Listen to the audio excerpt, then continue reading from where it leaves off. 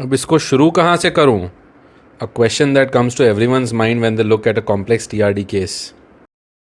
Traction retinal detachment is one of the most complicated surgery a vitreoretinal surgeon has to face. Older techniques to tackle the membranes involve the use of forceps and scissors to pinch, segment, delaminate, more often requiring bimanual surgery. With the advent of newer cutters with bevel tips and dual cutting blades, they can do it all, showing four such complex TRD cases managed unimanually by us. The first case has a subhyaloid hemorrhage with thickened posterior hyaloid with multiple epicenters.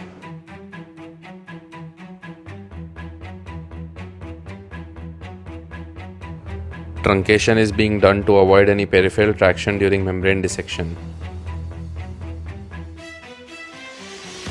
A cleavage plane is identified between two epicenters. The cutter is used to lift the membrane and cut a part of the membrane. The process is repeated multiple times till the membrane gets separated into two different pieces. A large thickened membrane is being segmented into multiple pieces. Each fragment is then being eaten up by conformal delamination. Because of the beveled tip of the cutter, it becomes easy to eat up even the smallest bit of membrane remaining. The patient was left air-filled as there were no breaks noted intraoperatively. The second case had a tractional retinal detachment involving the posterior pole with broad-based epicenters.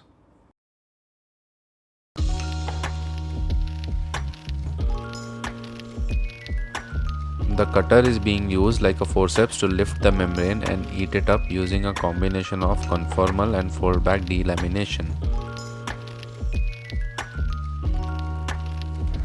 The green channel is being used here, which helps in better visualization of the membranes.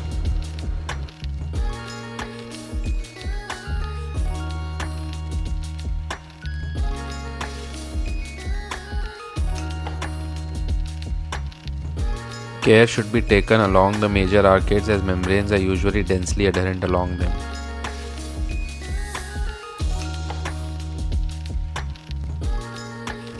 The dual cut blades of the latest cutters have a smaller sphere of influence and hence cause a lesser turbulence of the surrounding vitreous and the underlying retina, thereby decreasing the risk of iatrogenic breaks.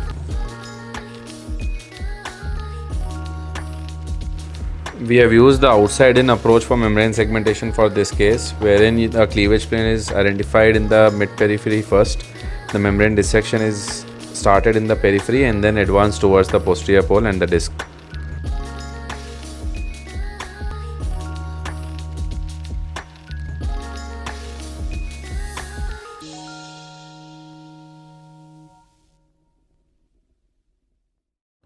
The third case had densely adherent membranes along the temporal arcades, causing focal tractional detachments.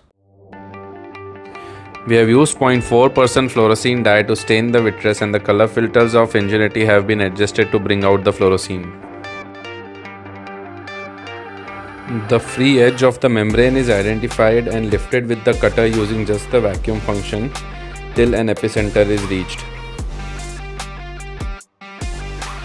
The free membrane now around the epicenter is then trimmed.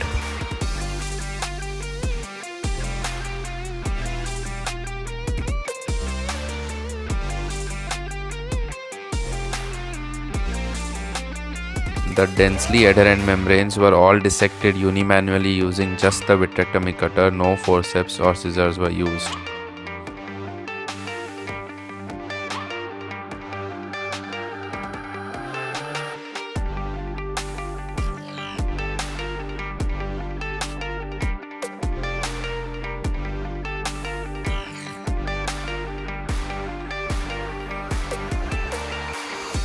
The infratemporal arcade was freed of all the tractional membranes, but a chronic retinal fold was noted below the membranes.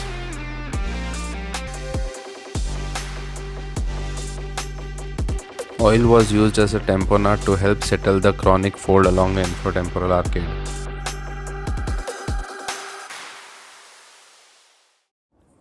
The fourth case had a tabletop-like fibrous proliferation with complete obscuration of the posterior pole.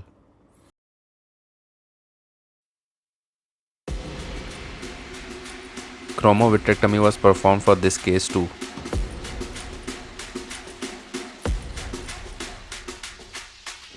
As you can see, the membrane starts shining under the FA color channel, thus helping in better delineation of membrane edges.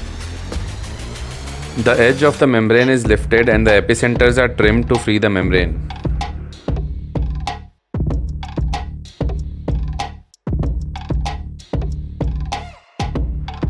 The trick to dissecting such densely adherent membranes is to find the right cleavage plane.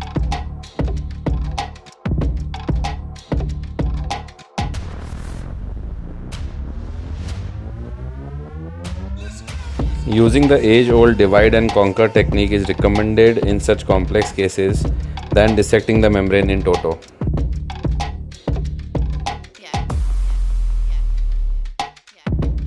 Surrounding retina should be closely observed to look for traction in order to avoid breaks. The free edge of the membrane is lifted to identify the epicenters and hence find the cleavage plane.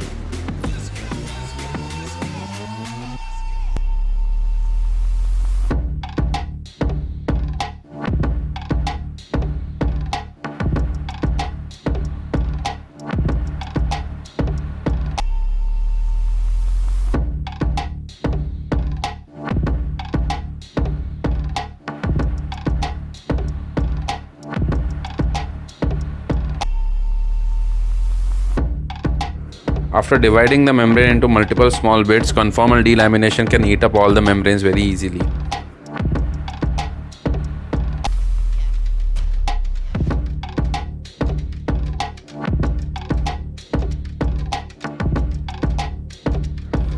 The patient was one-eyed and hence silicone oil was used as a tamponading agent.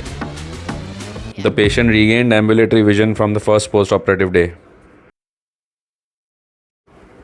In the end, I would like to conclude by saying, with the advent of these advanced cutters, TRD surgeries can now be performed in a much faster and easier way with decreased risk of iatrogenic breaks.